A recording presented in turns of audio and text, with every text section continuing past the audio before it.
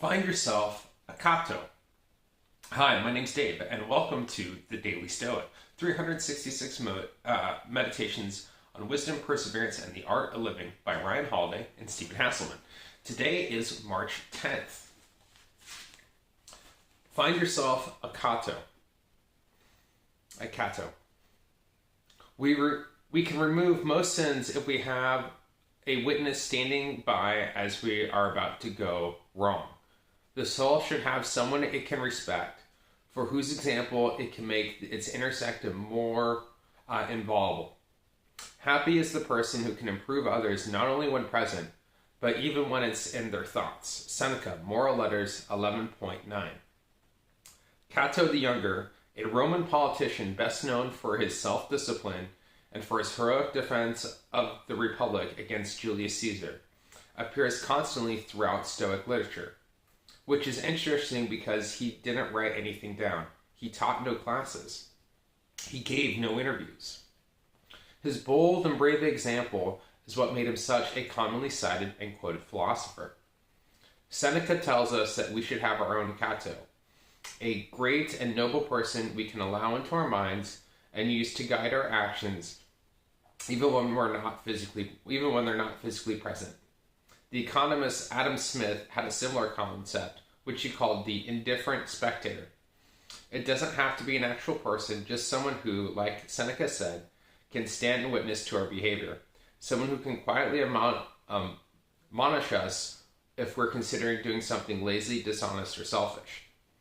If we do it right, we live our lives in such a way perhaps we can serve as someone else's Cato or an indifferent inspector when they need it. Oh, I like that because the Cato I think of first is kind of my father, and then a lot of my mentors that I've had in my life. Finding people that are the examples of how you wish to live your life.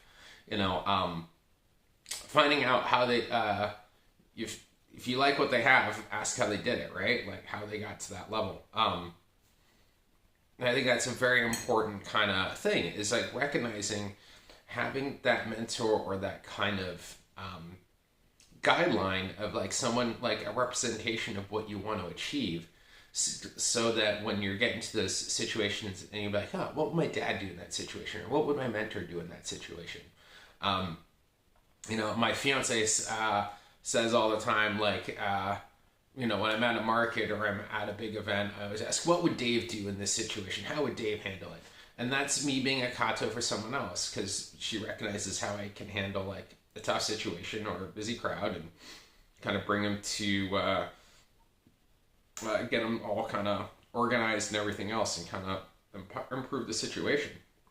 That's why I became a coach. So I do men's empowerment and ADHD coaching, so I can help men be that example for others, but also for themselves too, so they can recognize the qualities to improve their life, to have that sense of self and understanding, especially with the ADHD, because you have a lot of like, along with ADHD, there's the RSD and there's so many other comorbidities that make it extremely difficult, and also put a lot of questioning in your manhood and like your abilities and anything. So finding like that person that can help you through that and guide you through is a powerful, I've had that several times in my life, and it's been such a powerful thing.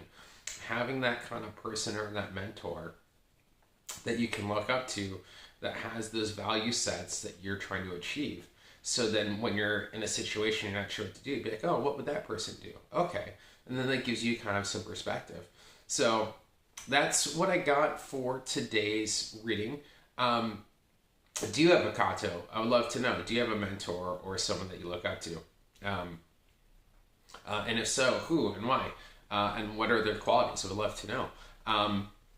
That's I think all I got for today. Thank you so much. Don't forget to check out more Daily Stoic videos somewhere over here. Don't forget to, if you're not subscribed, don't forget to subscribe and hit that bell for notifications, and hit that like button if you've enjoyed this video, and hit the dislike if you did not like the video. Feedback's feedback.